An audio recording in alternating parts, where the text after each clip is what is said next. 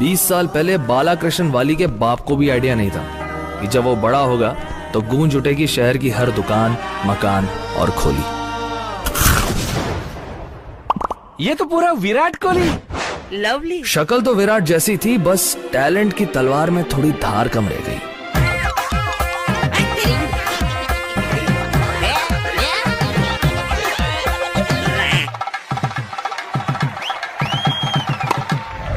पर जब मोहल्ले की टीम हारने की हैट्रिक मनाने वाली थी तो कुछ एक्साइटिंग हो गया।